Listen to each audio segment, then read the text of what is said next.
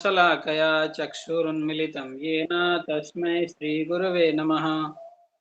श्रीचैतन्यमनोभीष्टं स्थापितं येन भूतले स्वयं रूप कदा मह्यं ददाति स्वपदान्तिकं वन्देऽहं श्रीगुरो श्रीयुतापदकमलं श्रीगुरुन् वैष्णवांश्च श्रीरूपं साग्रजातं सहगण रघुनाथान्वितं तं सजीवं साद्वैतं सावधूतं परिजनसहितं कृष्णचैतन्यदेवं श्रीराधा कृष्णपादान् सहगण ललिता श्रीविशाखान्वितांश्च हे कृष्ण करुणा सिंधु दीनबंधु जगत्पते गोपेश गोपिका कांत राधा कांत नमोस्तुते तप्त कांचन गौरांगी राधे वृंदावनेश्वरी वृषभानुसुते देवी प्रणमामि हरिप्रिये वाञ्छाकल्पतरुभ्यश्च कृपा सिन्धुभ्यैव च पतितानां पावनेभ्यो वैष्णवेभ्यो नमो नमः। जय श्री कृष्ण चैतन्य प्रभु नित्यानंद श्री अद्वैत गदाधर श्रीवासादि गौर भक्त वृंद हरे कृष्ण कृष्ण कृष्ण हरे हरे हरे राम राम राम हरे हरे।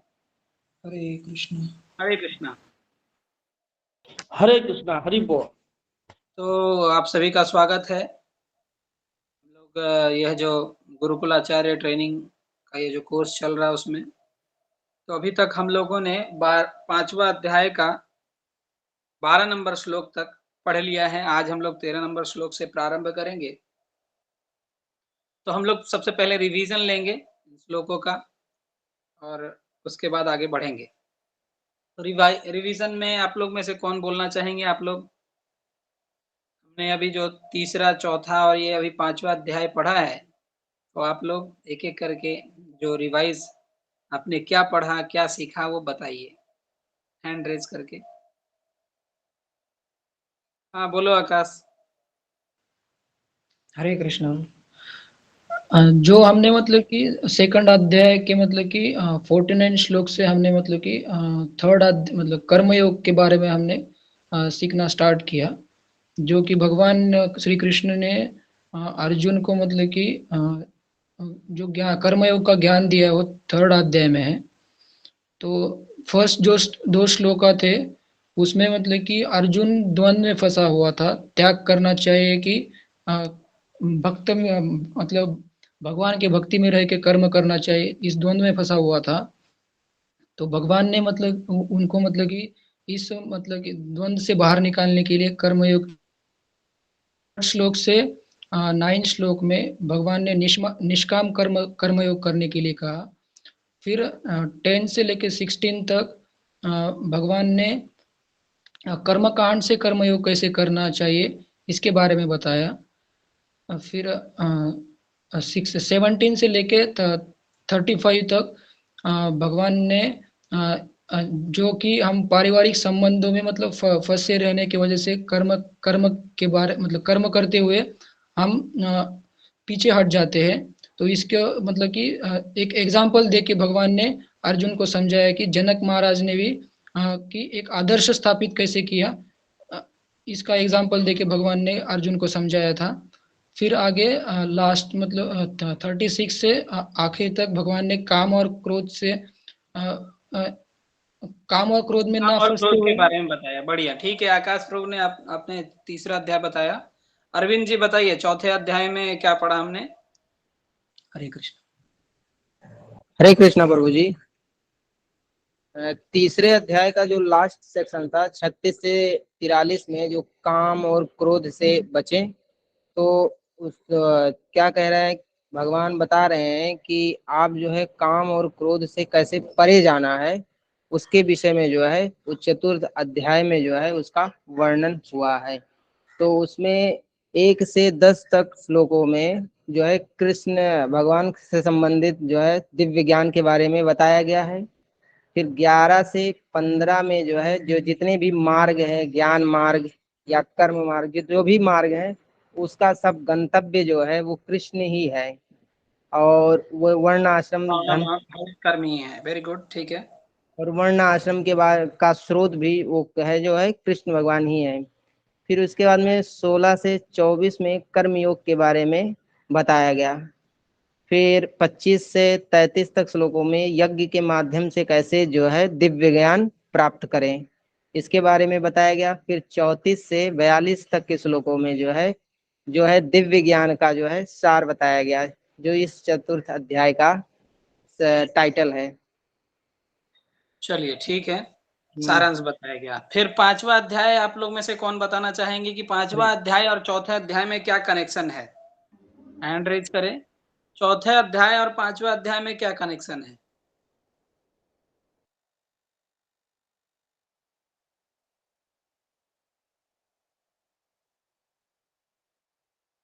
कोई नहीं?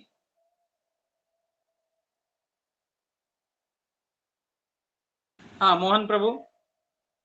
हरे कृष्ण, दंडवत प्रणाम प्रभु जी। चौथा अध्याय में जब भगवान दिव्य ज्ञान प्रदान करते हैं तो दिव्य ज्ञान के माध्यम से किस प्रकार हम लोग कृष्ण भावना में कर्म कर सकते हैं, उसका इंटरकनेक्शन है दोनों चैप्टर के बीच में।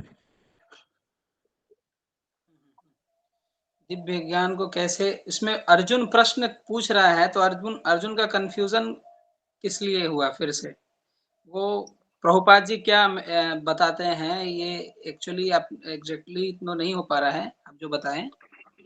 इसमें प्रभुपाद जी बताते हैं पहला ही श्लोक में, पांचवा अध्याय का पहला श्लोक आप देखेंगे तो उसमें प्रभुपाद जी बोलते हैं कि अर्जुन फिर से क्लियर कर रहा है, क्योंकि चौथे अध्याय में भगवान ने कर्म के बारे में बताया, ज्ञान मार्ग के बारे में भी बताया। तो अर्जुन यहाँ पर कंफ्यूज इस बात को लेकर के था कि भगवान की भक्ति, जैसे हम कृष्ण भावना भावित कर्म करते हैं, जब तो कृष्ण भावना भावित कर्म करने से किस प्रकार से हम पाप और पुण्य से परे हो जाते हैं, इस चीज को अर्जुन नहीं समझ पाया था। तो उसी को समझने के लिए वह पांचवा अध्याय का पहला नंबर श्लोक में प्रश्न पूछता है। क्या प्रश्न पूछता है? तो पूछता है भगवान की मेरे लिए श्रेष्ठ क्या है, कर्म योग करूं तो वो श्रेष्ठ है कि ज्ञान योग श्रेष्ठ है? तो भगवान दूसरे श्लोक में बताते हैं कि कर्म योग जो है वो श्रेष्ठतम मार्ग है, और उसी को वह कंटिन्यू करते हैं जो हमने जो बाइफरकेशंस हमने पढ़े थे। बाइफरकेशंस कौन बताएगा? जो ब्रेक डाउन है पांचवा अध्याय के जो 29 श्लोक हैं, उसमें ब्रेक डाउन बताइए अरविंद जी, क्या है? हरे कृष्णा प्रभु जी, उसका जो है बताया गया कि 1 से जो है 6 तक श्लोकों में जो है निष्काम कर्म योग से जो है कर्म त्याग से श्रेष्ठ है। इसके बारे में बताया गया कि निष्काम कर्म योग जो है, जो कर्म योग है वो कर्म त्याग से जो है श्रेष्ठ है। इसके बारे में बताया गया। 7 से 12 तक श्लोकों में जो है निष्काम कर्म योग कैसे करें, इसके बारे में बताया गया। और 13 से 16 तक श्लोकों में जो है आत्मा, परमात्मा और प्रकृति का जो है कैसा क्या संबंध है, सांख्य के। बस रुक जाएगा। तो आज जो हम लोग पढ़ेंगे 13 नंबर श्लोक से कितना नंबर श्लोक तक अरविंद जी? 13 से 16 तक। 13 से 16 तक आत्मा, परमात्मा और प्रकृति के बारे में वर्णन है। ठीक है, वेरी गुड। तो हम लोग 13 नंबर श्लोक लेंगे। और कनेक्शन आप लोग को समझ में आया सभी को? हरे कृष्णा प्रभु जी, एक बार थोड़ा मतलब फिर से रिपीट कीजिए। मुझे आया, थैंक यू। ठीक है, एक बार मैं रिपीट कर देता हूँ आकाश के लिए। हरे कृष्ण। एक सेकंड, आज मैं एक ऐसे जगह पे हूँ, थोड़ा बाहर आया हुआ हूँ, तो वहीं से क्लास ले रहा था, कोई दिक्कत नहीं है, अभी बता। तो जैसे लास्ट लाइन में जो प्रपात लिखते हैं ना, in other words he thinks that sannyas or renunciation in knowledge should be altogether free from all kinds of activity, because work and renunciation appear to him to be incompatible. तो अर्जुन को ये लग रहा था कि काम और यानी कि जो कर्म है और ज्ञान है ये अलग अलग है, लेकिन भगवान जो कृष्ण भावनामृत बता रहे हैं, इसमें वो काम करते हुए, कर्म करते हुए आप किस प्रकार से ज्ञान में रहते हुए कर्म करेंगे, उस चीज को भगवान ने चौथे अध्याय में बताया था कि आप ज्ञान में रह करके कर्म करेंगे और कर्म से आप मुक्त भी हो जाएंगे। समझे? तो उस चीज को अर्जुन नहीं समझ पा रहा था हमारे लिए, वो हमारे लिए और फिर से प्रश्न पूछता है इस अध्याय में कि इनकॉम्पेटिबल क्यों नहीं है। तो उस चीज को प्रभुपाद जी यहाँ पर पूरा तात्पर्य जब पढ़िएगा पहला अध्याय का, 5वां अध्याय का पहला नंबर श्लोक का, तो उसमें प्रभुपाद जी डायरेक्ट लिख रहे हैं कि अर्जुन ये नहीं समझ पाया था कि कर्म ज्ञान में रहते हुए कर्म करने से व्यक्ति पाप और पुण्य से ऊपर कैसे निकल जाता है। ठीक है, आकाश समझ में आया? हाँ हाँ समझ में आ रहा है। हाँ, ज्ञान में रहते हुए कर्म करने से, कृष्ण भावना अमृत में रहते हुए कर्म करने से कैसे व्यक्ति पाप और पुण्य से ऊपर निकल जाता है, वो नहीं समझ पाया था। वो उसी चीज को वो पूछता है, और पूछता है साथ साथ में कि कर्म योग श्रेष्ठ है कि ज्ञान योग श्रेष्ठ है। ओके। यानी उसके हिसाब से ये था कि ज्ञान योग, हम लोगों ने इसके बारे में, तुम पिछले क्लास में थे नहीं, इसीलिए तुम बीच उस दिन बोले भी थे, इसीलिए तुम्हें समझ में नहीं आया था। तो पिछले क्लास में हमने ये चर्चा किया था कि अर्जुन का ये कंफ्यूजन था कि ज्ञान योग मतलब पूरी तरह से सब संन्यास लेकर के साधु बन जाना, और साधु बन करके केवल भिक्षाटन करके केवल साधना इत्यादि करके अपना जीवन निर्वाह करना। एक ये जो सन्यासी होते हैं जो पूरी तरह से सब कुछ छोड़ करके साधु बन जाते हैं। तो अर्जुन पूछ रहे थे कि भगवान मेरे लिए श्रेष्ठ क्या है, मैं सब कुछ छोड़ करके साधु बन जाऊं या फिर अपना ये कर्म योग करूं, यानी कि क्षत्रिय धर्म को निर्वाह करूं, कौन सा श्रेष्ठ है। तो भगवान उसको नेक्स्ट श्लोक में ही बोलते हैं, 5वां अध्याय का दूसरे नंबर श्लोक में बोलते हैं कि देखो दोनों मार्ग हैं, कर्म योग भी है और भक्ति कर्म योग भी है और ज्ञान योग भी है, दोनों मार्ग से मुक्ति मिलती है, लेकिन श्रेष्ठ क्या है, तो कर्म योगो विशिष्यते। दूसरे श्लोक में क्या बोलते हैं, कर्म योग जो है वो विशेष है। तो उस चीज को हमने कल यानी कि शनिवार के क्लास में ले लिया था। आज हम लोग अब 13 नंबर श्लोक से प्रारंभ करेंगे। ठीक है, ओके। सॉरी प्रभु जी, 7 से 12 तक में क्या बताया था आपने?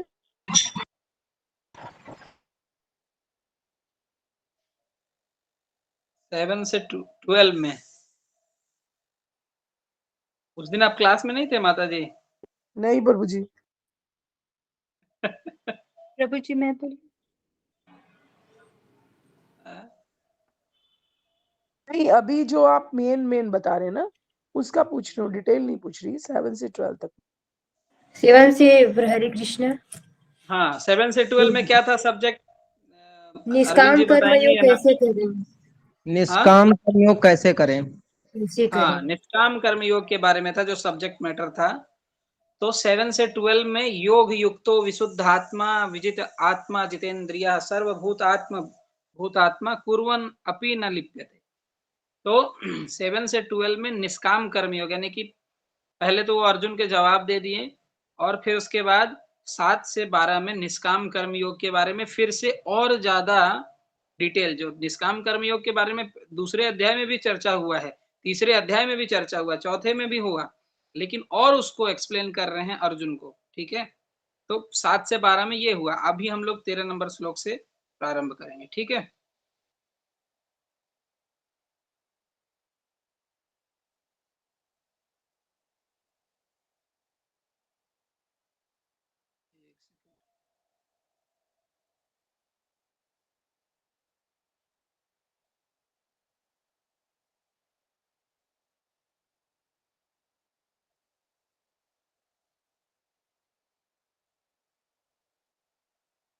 तो श्लोक इस प्रकार से है।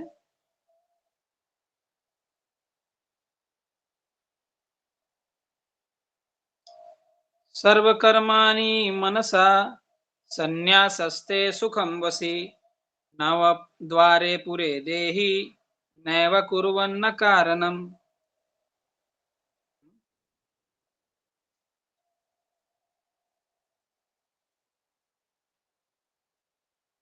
तो ट्रांसलेशन इसका इस प्रकार से है। हिंदी में कोई पढ़ेंगे?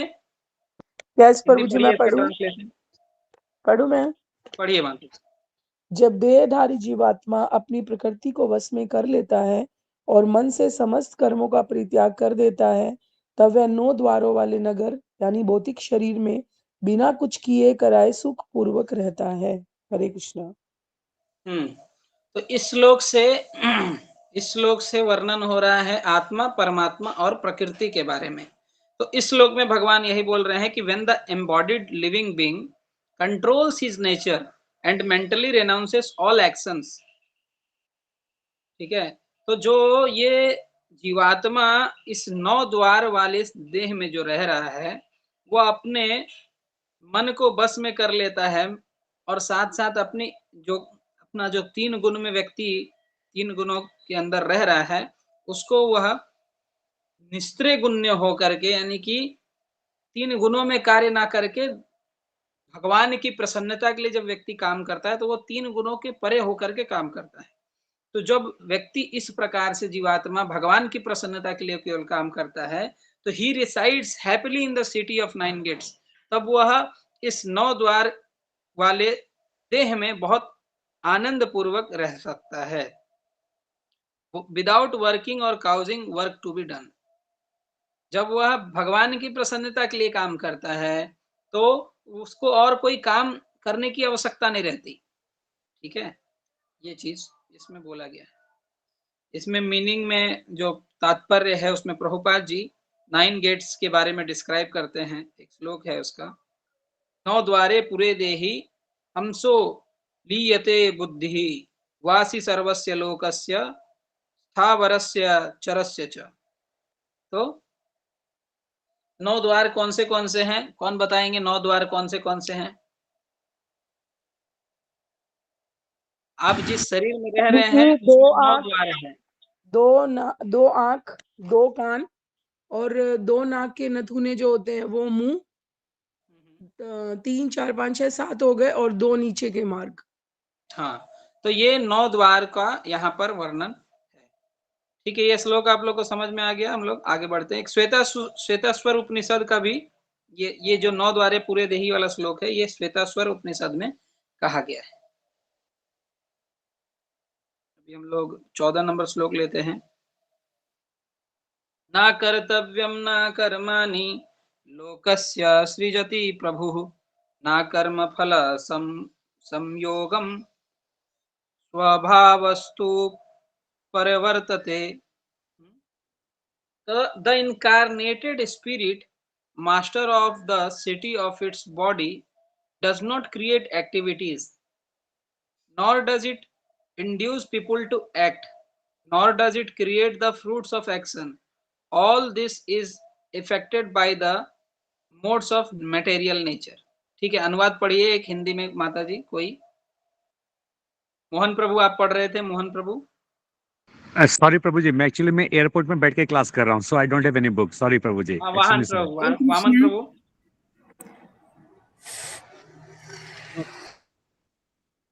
शरीर रूपी ये अपना हो गया ना। हाँ, शरीर रूपी नगर का स्वामी देहधारी जीवात्मा न तो कर्म का सृजन करता है, न लोगों को कर्म करने के लिए प्रेरित करता है, न ही कर्म फल की रचना करता है। यह सब तो प्राकृतिक के गुणों द्वारा ही किया जाता है। हरे कृष्ण। तो जो ये स्पिरिट है, जो आत्मा है, हाँ, जो इस शरीर के अंदर रहता है और इस शरीर का मालिक है, वो कोई काम नहीं करता। ठीक है, जैसे आत्मा कुछ नहीं करता, इस संसार में क्या कार्य करता है? तो इस संसार में जो है 3 गुण काम करते हैं। जो 3 गुण हैं वो कार्यरत हैं। जैसे हम लोगों ने 3रा अध्याय का एक श्लोक में देखा था ना, वो श्लोक था देवी ही येषां गुणमयी मम माया दुरत्यया मामेव प्रपद्यन्ते माया मेताम तरन्ति ते। ये तो एक श्लोक है, भगवान इसमें कह रहे हैं कि मेरी माया बहुत दुष्कर है उसको पार कर पाना। लेकिन साथ ही साथ एक और श्लोक था कि आदमी को लगता है कि मैं कर रहा हूं ये कार्य, लेकिन वह खुद नहीं करता है। अहंकार विमूढ़ात्मा करता हमिति मन्यते, ये श्लोक था। तो अहंकार के वशीभूत होकर के हम सोचते हैं कि हम कर रहे हैं, लेकिन वास्तविक करने वाला कौन है? तो प्रकृति करने वाला है। तो वही इस श्लोक में कहा जा रहा है कि the incarnated spirit master of the city of its body, तो जो स्पिरिट है जो इस शरीर के अंदर रहता है, डज नॉट क्रिएट एक्टिविटीज, कोई भी काम वो नहीं करता है। Nor does it induce people to work, ना ही ये दूसरों से काम करवाता है। Nor does it create the fruits of actions, तो कोई काम जैसे हो रहा है तो उसका जो फल मिल रहा है हम लोगों को, वो भी वो आत्मा नहीं करता है। जैसे हम लोगों ने पिछले क्लास में चर्चा किया था 24 तत्वों का, जो तत्व हम लोगों ने सांख्य दर्शन का जो चर्चा किया था, तो सांख्य दर्शन में 25वें नंबर पे आता है आपका आत्मा। तो आत्मा कुछ नहीं करता है, आत्मा ना तो कर्म करता है, ना दूसरों से कर्म करवाता है, और ना ही वो फल प्रोड्यूस करता है। जैसे कि वो काम ही नहीं किया तो फल कहां से उसको मिलेगा। तो all this is affected by the material modes of nature. ठीक है, तो सब कुछ किस कौन कर रही है, तो मटेरियल मोड्स ऑफ नेचर, यानी कि आपका 3 गुण काम कर रहे हैं। 3 गुण ही आपका सब चीज कर रहे हैं। बस जीवात्मा क्या कर रहा है, तो वो एक ही चीज कर रहा है, वो इच्छा कर रहा है। ठीक है, जो जैसे आप लोग भगवत गीता खोलते हैं तो भगवत गीता में आपको शुरुआत के पेजेस में फोटो बनाए हुए मिलते हैं आपको। तो उसमें एक फोटो है जिसमें भगवान आप लोग देखते हैं कि एक रथ में, रथ है 5 घोड़ों का रथ। 5 घोड़े क्या है बताए गए हैं, तो 5 कर्म ज्ञान इंद्रियों को वो प्रदर्शित करता है 5 घोड़े। फिर जो रस्सी है वो मन को प्रदर्शित करता है, और जो आदमी उस घोड़ों को खींच रहा है, यानी कि जो उसका ड्राइवर है, वो क्या है, वो बुद्धि है। और पीछे कौन बैठा हुआ है, तो आत्मा बैठा हुआ है, जीवात्मा, जो उस ड्राइवर को निर्देश देता है कि इधर चलो उधर चलो। ठीक है, तो ज्यादातर लोग क्या करते हैं, तो इंद्रियों को ही, इंद्रिय भोग में ही लगे रहते हैं।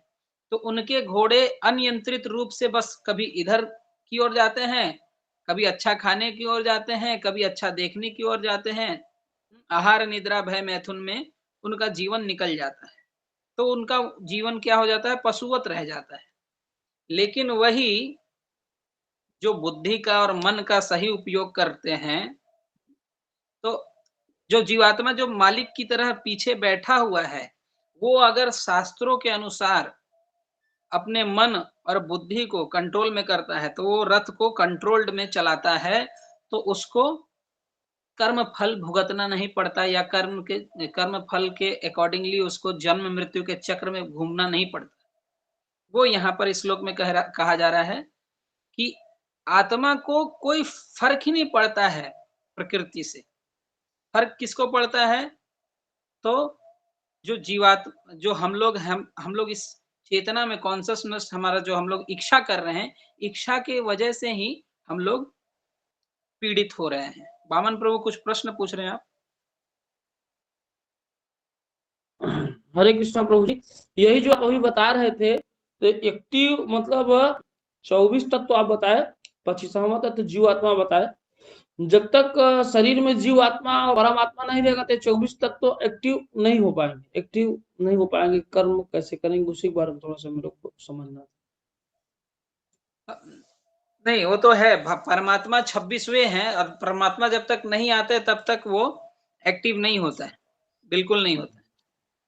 परमात्मा रहते हैं जीवात्मा के साथ, तभी जीवात्मा एक्टिवेटेड रहता है। परमात्मा और जीवात्मा कभी अलग नहीं होते हैं। जी ठीक है, हम लोग क्वेश्चंस लास्ट में लेंगे अभी। ठीक है, हम लोग नेक्स्ट श्लोक लेते हैं।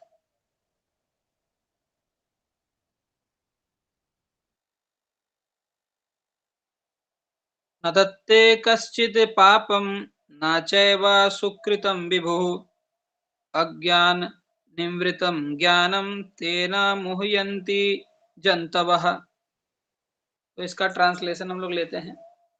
And the supreme Lord also does not take responsibility for anyone's sinful or pious activities. However, incarnated beings are confused because of the ignorance that covers their true knowledge. अनुवाद कोई पढ़ेंगे हिंदी में? पढ़ूं मैं प्रभु जी या कोई और पढ़ रहा है? हाँ, पढ़िए पढ़िए माता जी। जी प्रभु जी। पढ़ूं क्या मैं? परमेश्वर न तो किसी के पापों को ग्रहण करता है, न पुण्य को, किंतु सारे देहधारी जीव उस अज्ञान के कारण मोहग्रस्त रहते हैं जो उनके वास्तविक ज्ञान को आच्छादित किए रहता है। तो इस श्लोक में डायरेक्टली भगवान आप लोगों को क्लियर कर दे रहे हैं कि देखो हम किसी का पुण्य और पाप नहीं लेते जो जीवात्मा जैसा इच्छा करता है, जैसे कोई इच्छा करता है सतोगुण में रह करके, तो उसका फल सात्विक होता है। कोई राजसिक गुण में स्थित होकर के कर्म करता है तो उसका राजसिक फल होता है, उसके राजसिक पुण्य और पाप होते हैं। कोई तामसिक है तो उसका तमस वाला फल होता है और तमस वाला ही आपके कांटे भी होते हैं। तो यहाँ भगवान डायरेक्टली कह दे रहे हैं कि मैं किसी का पुण्य या पाप नहीं लेता या मैं किसी को नहीं देता। वो उसके स्वजनित कर्म से, जो उसने कर्म किया है, जैसा उस जीवात्मा ने इच्छा किया और इच्छा के अनुसार उसने प्रकृति के जिस गुण को भोगने की इच्छा की और फिर उसमें नियोजित हुआ, उसी के फल उसको भोगने को मिलते हैं। तो वही श्लोक में कह रहे हैं भगवान कि मैं कोई रिस्पॉन्सिबल नहीं हूं। जैसा कि ज्यादातर लोग कंफ्यूज होते हैं कि भगवान मुझे इतना कष्ट दे रहे हैं, भगवान ने हमें इस संसार कष्टमय संसार में क्यों रखा है, हा? इस प्रकार से लोग कंफ्यूज होते हैं। लोग भगवान को ब्लेम भी करते हैं। भगवान को क्या ब्लेम करते हैं? भगवान को ब्लेम करते हैं, भगवान आपने सुख जब मिल गया तब वो खुद जिम्मेदारी ले लेते हैं, और जब दुख आया तो वो भगवान को ब्लेम करते हैं कि भगवान आप ही मुझे इतना दुख दे रहे हैं, मैं इतना अच्छा हूं फिर भी मुझे इतना दुख दे रहा।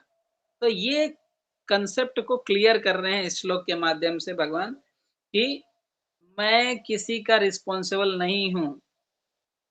ठीक है, आपने इच्छा किया, आपने कर्म किया, तो इसके वजह से आप ही को फल भुगतना पड़ेगा। तो इस श्लोक में विभु शब्द का उपयोग किए हैं भगवान। विभु, तो विभु का अर्थ क्या है? तो विभु भगवान के लिए यूज किया जा रहा है। The Sanskrit word vibhu refers to the supreme Lord who is filled with unlimited knowledge, riches, strength, fame, beauty and renunciation. तो भगवान शब्द जो है वो जो व्यक्ति के अंदर 6 ऐश्वर्य पूर्ण मात्रा में होते हैं वही भगवान कहा जा सकता है। तो इसीलिए भगवान कौन है? तो जो अनलिमिटेड ज्ञान, अनलिमिटेड उनके पास पैसा, धन, शक्ति, सुंदरता, फिर उसके बाद उनका यश और त्याग, इन सब में वो पूर्ण मात्रा में जिनके पास हो। He is always satisfied in himself, undisturbed by sinful and pious activities. वो अपने में ही रमन करते हैं। जैसे भगवान का नाम क्या है? राधा रमन। तो भगवान आनंद में रमन रहते हैं। आनंद जो भगवान भक्त और भगवान के जो आदान प्रदान होते हैं उसी में वो रमते हैं। वो किसी जीवात्मा के पुण्य और पाप से उनको मतलब ही नहीं होता, ना वो खुद इच्छा करते हैं और उनके भक्त जो हैं वो भी इच्छा नहीं करते हैं पुण्य और पाप का। इस सांसारिक जो भी सुख सुविधाएं हैं उसका इच्छा ही नहीं करते। हा? वो लोग जरा सा भी इच्छा नहीं करते, और उनका जैसे इतना उनका प्रभाव होता है भक्तों का भी, कि अगर कोई सांसारिक आदमी भी, सांसारिक व्यक्ति भी किसी भक्त का रोल करे और रोल करके वो, यानी जैसे कोई फिल्म ही बनता है। जैसे हम लोगों ने देखा होगा कि जो महाभारत सीरियल में सारे कैरेक्टर्स लोग रोल किए थे, तो रोल करने के लास्ट जब उनका सारा सेशंस खत्म हो गया, सब जितने भी महाभारत के उन लोगों ने वीडियो रिकॉर्ड किए, उस सारा रिकॉर्डिंग के बाद जब वो अलग हो रहे थे, तो अलग होने समय पर वो लोग यानी कि इतना वो कृष्ण भावना भावित हो गए कि भावना से युक्त हो गए थे कि उनको जाते समय उनके आंखों में आंसू आ रहे थे। तो इस हिसाब से कृष्ण भावनामृत का प्रभाव होता है। तो भगवान कृष्ण वास्तविक भगवान है, इस चीज को इस श्लोक में कहा जा रहा है। और साथ ही साथ में वो भगवान के भक्त का भी कोई संग करे तो उसको भक्ति मिल जाता है। ये चीज है। तो भगवान के भक्त लोग कोई सांसारिक वस्तु का इच्छा नहीं करते, ठीक है, और भगवान भी नहीं करते। He does not create a certain situation for any living entity, but the living entity, confused by ignorance, desired to be placed in certain conditions of life, and thus begins his chain of action and reaction. तो भगवान किसी के लिए ये दुखमय संसार नहीं बनाए, व्यक्ति इच्छा करता है, वो खुद इच्छा करता है कि भगवान मुझे आपसे अलग रह करके करना है, तो अलग रह के करना है, तो उसके लिए ये प्रकृति यहाँ पर डिजाइन कर दिया गया है। और वो अज्ञान में रहने की वजह से, जो अज्ञान में रहता है, तमोगुण में जो रहता है, तमोगुण की वजह से क्या होता है, तमोगुण, रजोगुण और सतोगुण में रहने से उसके कर्म और उसके फिर फल ऑटोमेटिक वह साइकिल चलते रहता है। The Lord is omnipotent but the living entity is not. तो भगवान क्या है, वह ओमनीपोटेंट है, यानी कि वह भगवान सर्वज्ञ है, लेकिन जीवात्मा सर्वज्ञ नहीं है। द लॉर्ड इज विभु और omniscient but the living entity is अनु और एटॉमिक। तो भगवान क्या है, भगवान विभु हैं। विभु मतलब वह बहुत विशाल हैं।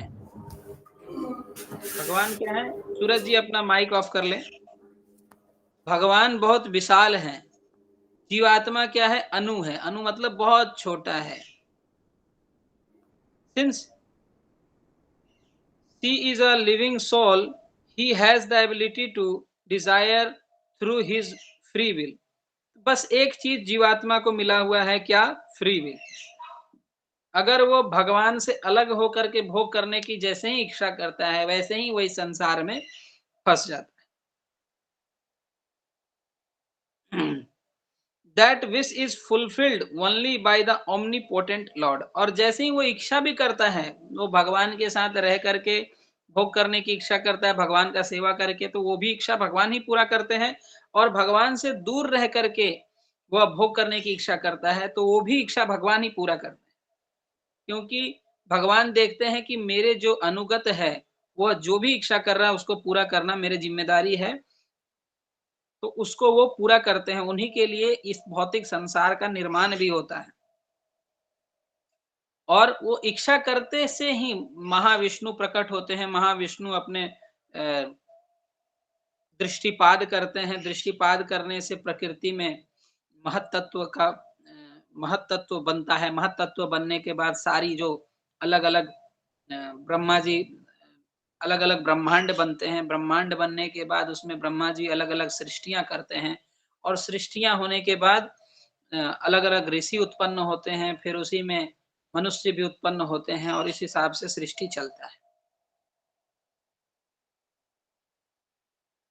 Therefore, since the incarnated soul is in a confused condition, it identifies with the circumstantial material body and is subject to the temporary suffering and happiness that exist in life। तो इसका प्रभुपाद जी एग्जाम्पल भी देते हैं। जैसे आप लोग कभी नदी में नहाए होंगे, हाँ, तो नदी में जब आप नहाते हैं, तो नदी में नहाते समय आप सूर्य, जब जैसे आप सूर्योदय के समय पर नहाएंगे, तो सूर्य का प्रकाश, सूर्य का प्रतिबिंब आप देख पाएंगे नदी में। तो जब पानी हिलता रहता है, तो सूर्य का जो गोलाकार जो है, जो प्रतिबिंब है, वो आपको हिलता हुआ दिखेगा। आप लोग देखे हैं? हाँ हाँ प्रभु तो जी। वो हिलता हुआ दिखता है, और वो क्लियर नहीं दिखता है। जब पानी में वेव्स जनरेटेड रहते हैं नहाने की वजह से, तो वेव्स की वजह से वो सूर्य का प्रकाश नहीं दिखता, ठीक है। लेकिन जैसे ही पानी साइलेंट हो जाता है, यानी कि एकदम अब वो हिल नहीं रहा है पानी, वेव्स खत्म हो गए, तो सूर्य का जो गोलाकार प्रतिबिंब है एकदम क्लियर दिखता है। तो वैसे ही जीवात्मा का ज्ञान है उसके पास, जीवात्मा ज्ञानी है, लेकिन उसके जैसे ही वो भौतिक प्रकृति के संसर्ग में आ गया, तो उसके अंदर वेव्स आ जाते हैं, और वेव्स के कारण वह क्लियरली उस ज्ञान को रिट्राइव नहीं कर पाता, समझ नहीं पाता। और इसी चीज को एक और तरह से प्रभुपाद जी समझाते हैं कि जैसे आकाश से बारिश होती है तो बारिश का पानी बिल्कुल स्वच्छ होता है, तो जीवात्मा वैसे ही स्वच्छ रहता है। लेकिन जैसे ही वह बूंद जमीन में गिरता है तो वह बूंद क्या हो जाता है, मटमैला हो जाता है, वह मटमैला हो जाता है, गंदा हो जाता है। तो वैसे ही हम लोग जैसे ही भौतिक प्रकृति के टच में आ गए, संसर्ग में आ गए, तो हम लोग दूषित हो जाते हैं, हमारी बुद्धि दूषित हो जाती है, हम लोग भगवान से रहकर दूर रह करके भोग करने की इच्छा हमारे अंदर आ जाती है और भगवान हम लोग गुणों के प्रभाव में आ जाते हैं। तो ये चीज इस श्लोक में कहा गया है। तो एक और श्लोक यहाँ पर प्रभुपाद जी कौशितकी उपनिषद 3.8 से कह रहे हैं, क्या है, ऐसा यु है एव साधु कर्मा करयन्ति तम यम इभौ लोकेभ्यो निशन्ते। The Lord engages the living entity in pious activities so that he may be elevated. The Lord engages her in impious activities so that she can go to hell.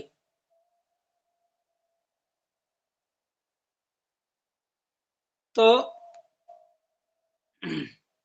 the Lord, एक second. However, when one desires Krishna, the Lord takes special care of one and encourages one to have desires by which one can reach him and can be happy eternally. The Vedic hymns thus declare, the Lord engages the living entity in pious activities so that he can elevate it. The Lord engages her in impious activities so that she can go to hell. आगे इसको वर्णन कर रहे हैं. The living entity is completely dependent in his distress and happiness. By will of the Supreme, he can go to heaven or hell, just as the cloud is carried through the air. तो जैसे जीवात्मा इच्छा करता है, वैसे ही भगवान उसको carry करते हैं। जैसे जीवात्मा अच्छे कार्य करता है तो अच्छे कार्यों का फल उसको अच्छा मिलता है। तो अच्छा फल, जैसे मृत्यु के पश्चात जीवात्मा स्वर्ग या नरक भी जाता है। अभी बहुत सारे साधु और बहुत सारे आपको तथाकथित जो लोग शास्त्र को पूरी तरह से समझे नहीं है, वो लोग कहते हैं कि अरे स्वर्ग लोग सब इधर ही है, पृथ्वी पर ही है स्वर्ग और नरक। जब हम लोग सुख भोग रहे हैं तो यही स्वर्ग है और जब दुख भोग रहे हैं यही नरक है। लेकिन ऐसा नहीं है। जीवात्मा का जब शरीर छूट जाता है उसके बाद उसको हेवन या हेल भेजा जाता है। तो जब जीवात्मा पुण्य करता है तो पिछले जन्म के पुण्य से उसको भगवान ही उसको लेके जाते हैं, कहाँ पर, स्वर्ग लेके जाते हैं। और जो जीवात्मा पाप करता है वो नरक की ओर जाता है। और ये कैसे जाता है, तो जैसे बारिश के बादल हवा से जा करके जहां पर बारिश होना चाहिए वहीं पर बारिश होता है उस वायु के बहाव से, वैसे ही जीवात्मा भी उसके पुण्य और पाप की वजह से भगवान उसको हेल या हेवन लेके जाते हैं। इस हिसाब से हमने देखा। हम लोग नेक्स्ट श्लोक लेंगे, 16 नंबर श्लोक। ज्ञानेन तु तद अज्ञानम येषां नासितम आत्मनः तेषाम् आदित्यवज ज्ञानम प्रकाशस्यति तत्परम। Translation: However, when one becomes enlightened with the knowledge by which nescience is destroyed, then his knowledge reveals everything, just as the sun illuminates everything during the day. तो यहाँ इस श्लोक में कह रहे हैं कि जैसे ही जीवात्मा उसका अज्ञान दूर हो जाता है और वो एनलाइटेंड हो जाता है, यानी कि वो उसको आत्म साक्षात्कार हो जाता है और पूर्ण ज्ञान से, उसके ज्ञान की अग्नि से उसका अज्ञान जो जल जाता है, समाप्त हो जाता है, तो उसे सब ज्ञान हो जाता है। जिस प्रकार से सूर्य की रोशनी से जो अंधकार है पूरी तरह से नाश हो जाता है, वैसे ही जो जीवात्मा को ज्ञान हो गया उसका सारा अज्ञान समाप्त हो जाता है। इस श्लोक में ये भगवान कह रहे हैं। भगवत गीता में एक श्लोक में ऐसे भी कहा गया है, सर्वम ज्ञान प्लवेन ज्ञानिनः सर्वकर्माणि एंड नाहि ज्ञान सदृशम, knowledge is something that is always held in high esteem. तो नॉलेज एक ऐसा चीज है जो कि व्यक्ति का हायर कॉन्शियसनेस में ही उसको प्राप्त होता है। And what knowledge is that perfect knowledge is obtained by surrendering to Krishna as stated in chapter 7 verse number 16 verse number 19। तो पूर्ण ज्ञान कब होता है? पूर्ण ज्ञान तभी होता है जब आप पूर्ण रूप से भगवान को समर्पित होते हैं। जैसे आप 13वें अध्याय में जाएंगे तो 13वें अध्याय में एक श्लोक है जिसमें 26 गुणों का भी वर्णन है। तो 26 गुणों में वर्णन है, लेकिन उसमें एक गुण जो वर्णन है उसमें कहा गया है कि वो एक गुण केवल आपके अंदर आ गया तो बाकी सारे गुण ऑटोमेटिक आपको आ जाते हैं। और अगर आपके अंदर बाकी सभी 25 गुण आए और वह एक गुण मिसिंग रह गया तो आपको बाकी 25 गुण के कोई काम के नहीं है। वो क्या गुण है? तो भगवान के प्रति जो भक्ति का है, जो भगवान के लिए हम सरेंडर कर रहे हैं, वो अगर कोई सरेंडर कर देता है तो ऑटोमेटिक उसके अंदर सारे गुण आ जाते हैं। ठीक है, ये श्लोक हमने ले लिया। अभी हम लोग एक 17 नंबर श्लोक लेंगे। तद बुद्धयास्तद आत्मानस् तन्निष्ठास्तत्परायणः गच्छन्त्य अपूर्व अवृत्तिं ज्ञानान् निर्धूता कल्मषः।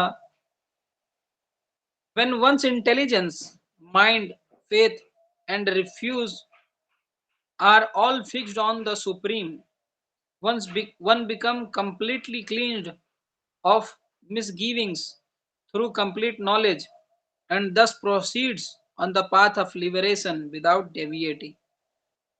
तो जब व्यक्ति का बुद्धि, मन और श्रद्धा सब भगवान में स्थित हो जाता है और उनकी शरण ग्रहण कर लेता है पूर्णतया, तो उसके पूर्व कर्मों के जो भी गंदगी व्यक्ति के कॉन्शियसनेस में जो भी रहता है, पाप और पुण्य, वो पूरी तरह से समाप्त हो जाता है।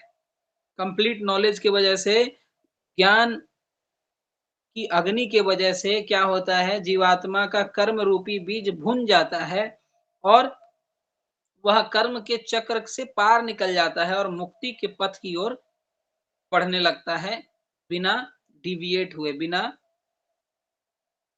बिना कोई संशय के। वो उसका रास्ता वो भटकता नहीं है, एकदम कंटिन्यूअसली मुक्ति पथ की ओर वो अग्रसर होता है। ठीक है, वो इस श्लोक में कहा गया है।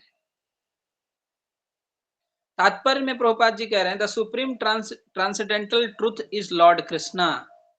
तो जो ट्रांसेंडेंटल ट्रुथ, परम सत्य जो है, क्या है? भगवान कृष्ण है। The entire Bhagavad Gita is centered around the statement that Krishna is the supreme personality of Godhead। तो आप बहुत जगह पर देखेंगे कि भगवत गीता के तथाकथित कमेंटेटर्स बोलेंगे कि कृष्ण यहाँ पर, कृष्ण भगवान ही नहीं मानते वो, और वो भगवत गीता के ऊपर कमेंट्री भी लिख देते हैं। तो उन मूर्खों की भगवत गीता को हमें कभी पढ़ना नहीं चाहिए।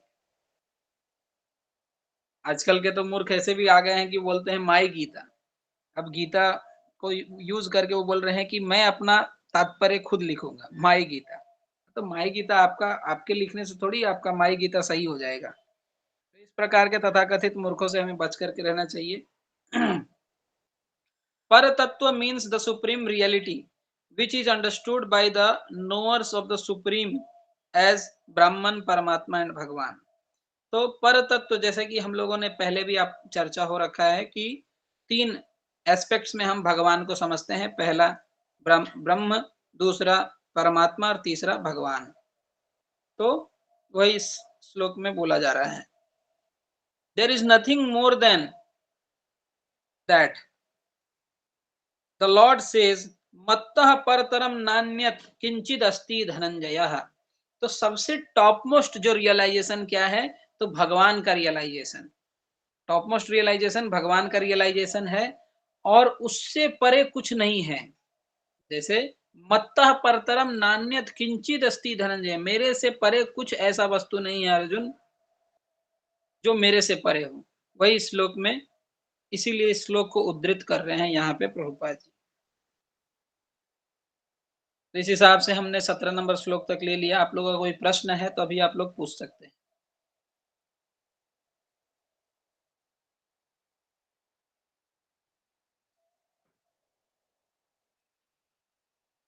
हरे कृष्णा।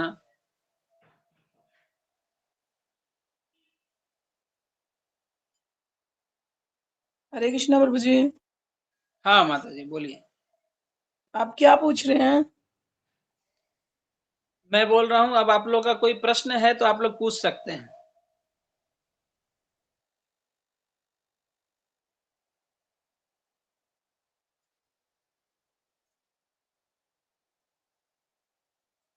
आज हम लोग यहीं तक क्लास लेंगे, बाकी आप सभी का कोई क्वेश्चन है? हाँ आकाश पूछो। हरे कृष्णा। जो मतलब कि अभी मतलब कि आपने जो मतलब इंग्लिश मतलब टेक्स्ट में जो वर्जन पढ़ा ना, मतलब आपके आपने भगवत गीता का, जो कि मतलब कि एक्चुअली मतलब कि आज थोड़ा मतलब कि जो हमारे पास नहीं है ना इंग्लिश वर्जन का आज का, हाँ थोड़ा सा हिंदी का मतलब था ना कि, आपके पास? हाँ हिंदी का था, मतलब कि थोड़ा मिसमैच हो गया, मतलब कि आगे पीछे हो रहा था मतलब कि पढ़ते समय। Okay okay okay. आज मैं भी एक्चुअली बाहर आया हुआ हूँ और बाहर से ही क्लास ले रहा था, तो ये एक टैब है, भगवत गीता भी नहीं हाँ मेरे हाँ हाँ। पास, तो एक टैब से ही पढ़ रहा था, नहीं तो हिंदी में ही पढ़ लेता आपको। अच्छा अच्छा। ऊपर प्रभु जी होते कोई बात नहीं। हरि बोल, हरे कृष्ण। हरे कृष्णा। ठीक है, इसको हम लोग नेक्स्ट टाइम थोड़ा और रिवाइज कर लेंगे, आपको उसमें कोई प्रॉब्लम नहीं होगा। अरविंद जी बोलिए। ओके हरे कृष्ण। हरे कृष्णा प्रभु जी। हरे कृष्णा। हरे कृष्ण। आवाज जा रहा है प्रभु जी? आवाज नहीं आ रहा आपका अरविंद जी।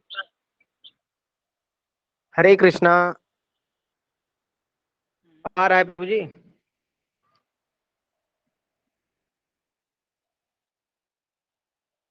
बोलिए, आ रहा है।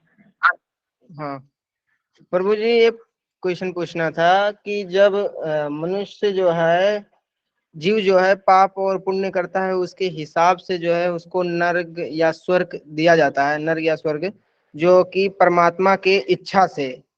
तो जो है परमात्मा जो है, जैसे जब शरीर छूटता है जीव का, तो क्या जो परमात्मा होते हैं उस जीव के साथ नहीं रहते हैं क्या, जब वो नर्क में परमात्मा जाता है? जीव के साथ हमेशा रहते हैं।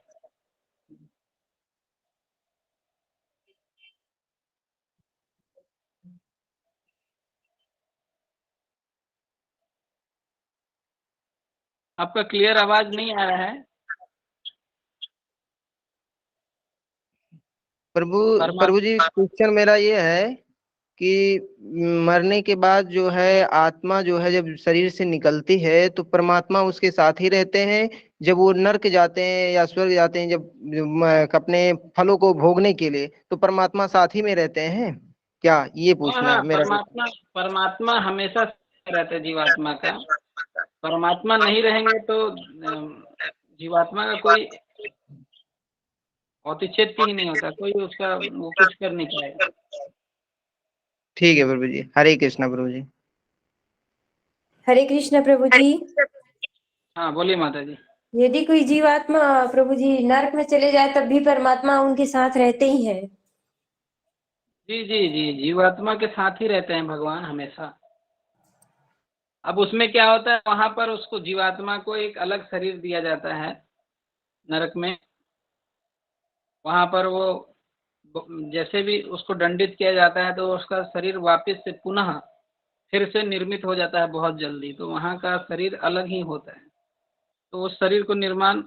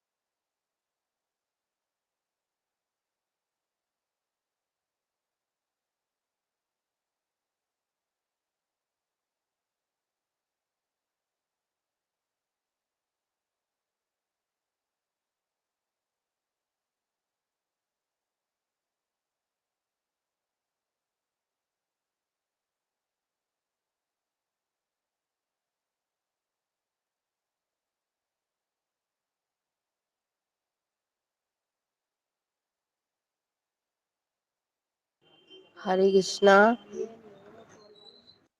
हरे कृष्णा। क्लास स्टॉप हो गई है या मतलब डिसमिस किया, कंप्लीट हो गई है? कृष्णा माता जी, वो 5th चैप्टर के बाद ये 6th चैप्टर चल रहा है ना? अभी 5th चैप्टर चल रहा है। 5 अध्याय चल रहा है। 5 अध्याय का 17 श्लोक हुआ। 17। तो उस दिन की भी क्लास समझ नहीं आ रही थी और आज भी कुछ समझ नहीं आया। आज ऐसा है, प्रभु जी बाहर है, कहीं लगता है मिस हो गए हैं, डिसमिस हो गए हैं। अब क्लास भी खत्म हो गया है, टाइम हो गया है, तो लगता है आ गए। प्रभु जी आप म्यूट है, म्यूट। हाँ हरे कृष्णा। जी क्या हो गया था, बीच में मैं निकल गया था क्या? प्रभु जी प्रभु जी आपका आवाज नहीं आ रहा था, अभी नहीं आ रहा था, पता नहीं कहाँ चलेगी। Sign out. ओह, इंटरनेट का कुछ प्रॉब्लम हो गया था। जी। अभी हम आ गए। कुछ माता जी का प्रश्न है, कुछ माताओं का, उनको आप थोड़ा सा उत्तर दो। हरि बोल। हाँ हाँ बोलिए माता स्मिता जी। माता जी का और प्रियंका हरे माता जी कृष्णा। का। ये चैप्टर कौन सा चल रहा है? सिक्स्थ स्टार्ट कर दिया क्या? क्योंकि मैं लेट से आई थी। ये 5th चैप्टर चल रहा है माता जी।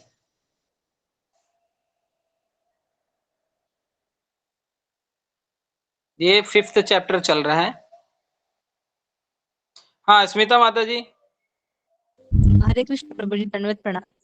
मेरा कंफ्यूजन भी वही है जो अभी प्रभु जी ने पूछा था कि श्लोक 15 में जो रेफरेंस आया है ना, कौशिक की उपनिषद का 3.8 का, उसका ये एक्सप्लेनेशन है परपोर्ट में कि जीव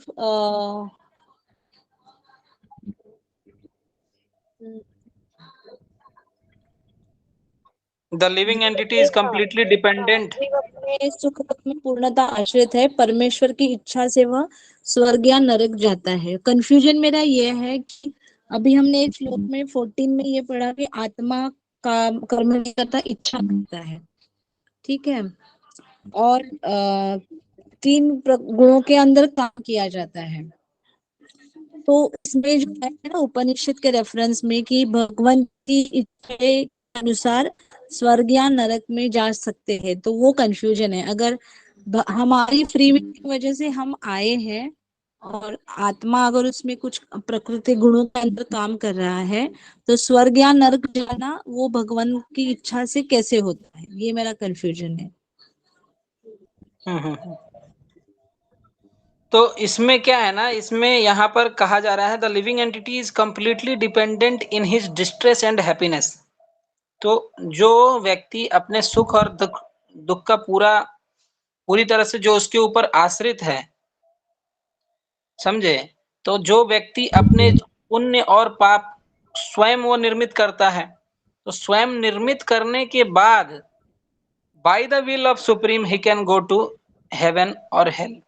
तो यानी कि उसने जो पुण्य और पाप किए, उसके बाद भगवान की इच्छा से उसके पुण्य और पाप के अनुसार उसको हेल या हेवन भेजा जाता है।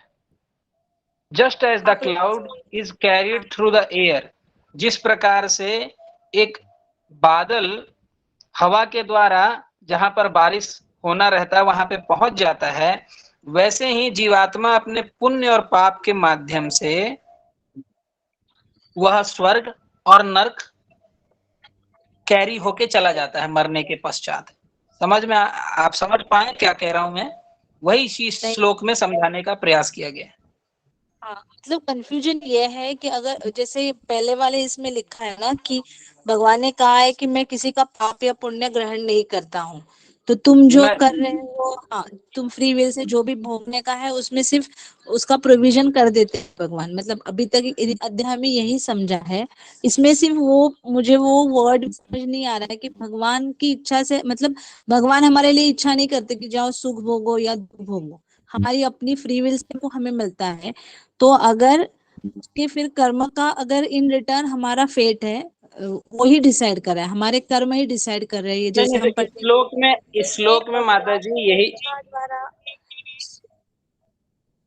इस श्लोक में भगवान यही कह रहे हैं कि जो जीवात्मा अपनी इच्छा से पुण्य और पाप करता है ना, तो पुण्य और पाप को भोगने के लिए भगवान की इच्छा से, जैसे ही जीवात्मा पुण्य और पाप किया तो भगवान की इच्छा से उसे स्वर्ग या नरक मिल जाता है। ओके, ठीक है।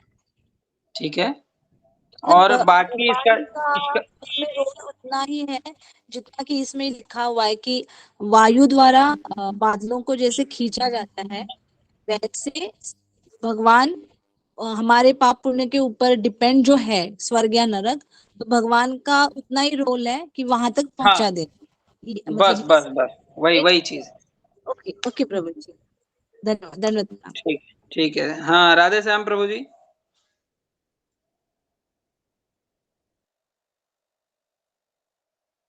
राधे श्याम प्रभु जी, आपका प्रश्न है? ठीक है, नहीं प्रश्न नहीं है मेरा। शिल्पा माता जी।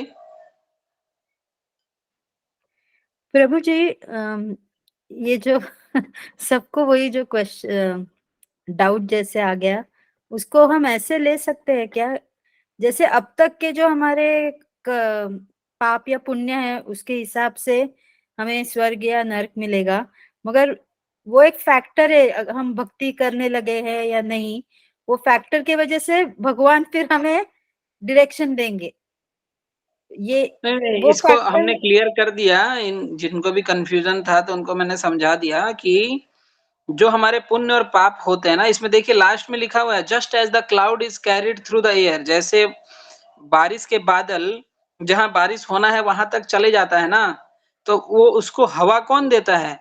उसको हवा देने वाला, जो बादल को हवा देने वाले भी भगवान की इच्छा से वो वायु के माध्यम से वो बादल जाता है जहां पे बारिश होना है।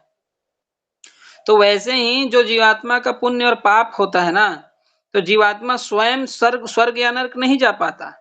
उसके पुण्य और पाप के आधार पे भगवान की इच्छा से वो लोग स्वर्ग और नरक चले जाते हैं।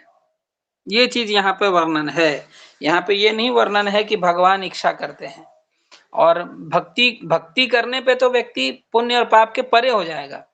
जो सामान्य जन है उसके लिए यहाँ पर ये श्लोक कौस्तकी उपनिषद का यहाँ पर कहा गया है।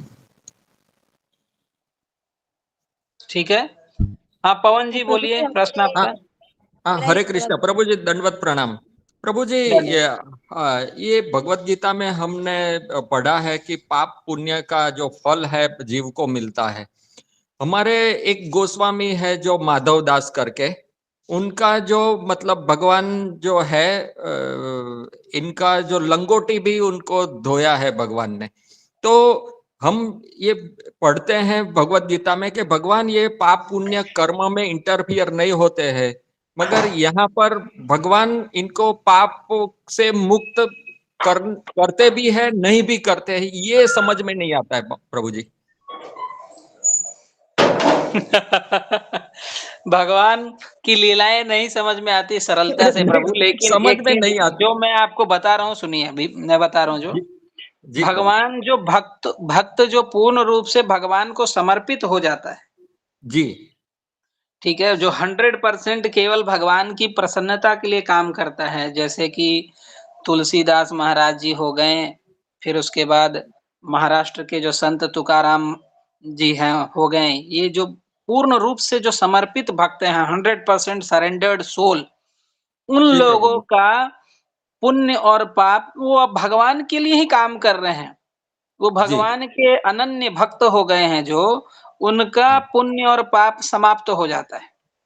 हाँ लेकिन जो अपने लिए इच्छा कर रहे हैं, जो हाँ जी अपने लिए इच्छा कर रहे हैं और अपने लिए, अपना परिवार के लिए इच्छा कर रहे हैं, अपना इस संसार के लिए इच्छा कर रहे हैं, तो उनको पुण्य और पाप का फल भुगतना पड़ता है, क्योंकि वो खुद ही अपने आप को इस शरीर से संबंधित सोच करके वो कार्य करते हैं, तो उनको यहाँ फल भुगतना पड़ता है। ये चीज।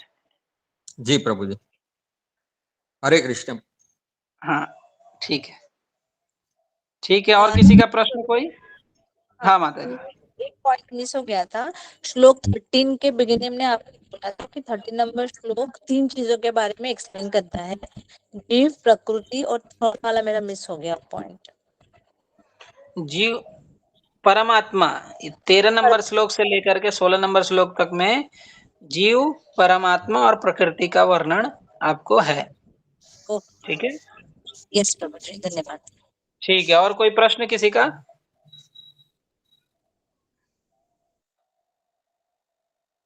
चलिए ठीक है, फिर हरे कृष्णा कृष्णा कृष्णा हरे हरे, हरे राम राम राम हरे हरे। ठीक है, हम लोग कृष्णा प्रभु जी, कल जो से आपके पास 17 नंबर श्लोक से लेंगे और नोट्स आप लोग को शेयर हो जाएगा 1 से 6 अध्याय तक पूरा एक साथ। क्या है आकाश, बोलो। हाँ, जो मतलब कि आप इंग्लिश वाला जो पढ़ रहे थे ना, वो भी मुझे भेज दीजिए ना, मतलब वो भी मैं पढ़ना चाहता हूँ। इंग्लिश वाला वेदाबेस डायरेक्ट डालिएगा ना नेट पे, वेदाबेस भगवत गीता 5.14 या फिर जो भी आप श्लोक डालेंगे सब नेट पे आपको अवेलेबल है। अच्छा, ओके ओके, ठीक है। ठीक है, हरे कृष्णा। हरे कृष्ण।